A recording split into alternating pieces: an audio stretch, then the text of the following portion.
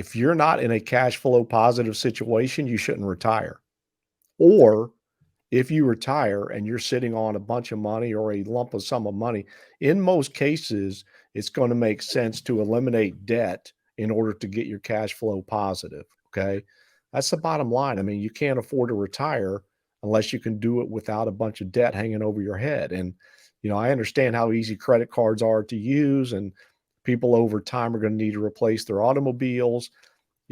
Automobiles, things like that, those are understandable expenditures, but people have to really get themselves on a budget those last few years of pre-retirement so that they are financially in good shape when it comes time to rubber meets the road, right? So if you don't want to work in retirement, or if you want to do a part-time gig that you're just happy doing, not making much money at, you got to take care of that budget. You got to take care of eliminating the debt that's going to weigh you down.